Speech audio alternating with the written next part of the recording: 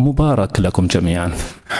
أتمنى لكم أحلى أتماني ولزميلي ناصر بوريطة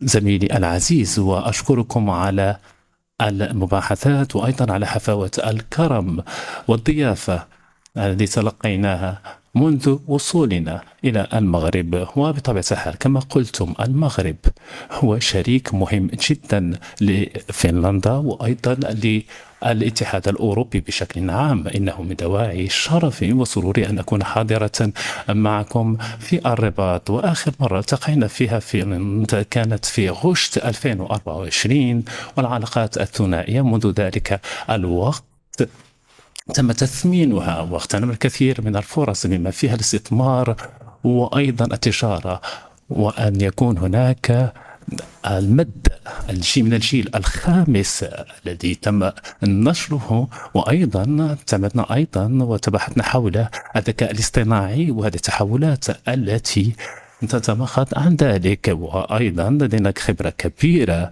نتقاسمها معكم على المستوى العالمي علاقة بالوضع في الشرق الأوسط. وتكلمنا أيضا عن الحرب بين روسيا وأوكرانيا، وتطرقنا أيضا إلى تطورات أخرى في الساحل والسودان، وتكلمنا أيضا عن الصحراء والتطورات الأخيرة في هذا الصدد. ولدينا بيان مشترك سيتم نشره ويمكنكم الاطلاع عليه، أو نشرناه ويمكن الاطلاع عليه مع السيد بوريدة. أنوه باعتماد الأمم المتحدة لقرار 2797 منذ العام المنصرم، وتم الترحيب به من طرف الاتحاد الأوروبي. بطبيعة الحال أنا نعيد تأكيد الدعم من فنلندا لمجهودات الأمين العام للأمم المتحدة والمبعوث الشخصي للوصول لحل متوافق عليه ومقبول من الأطراف يتماشى مع ميثاق الأمم المتحدة. وفي هذا السياق فنلندا تعيد التأكيد على دعمها لمخطط الحكم الذاتي الذي قدمه المغرب في 2007.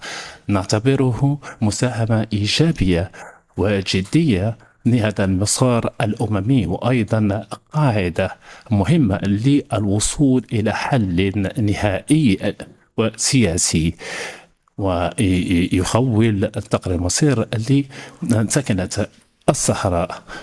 وتماشيا مع هذا القرار 2797 فنلندا تعتبر بأن الحكم الذاتي تحت السيادة المغربية يكون بمثابة حل مناسب.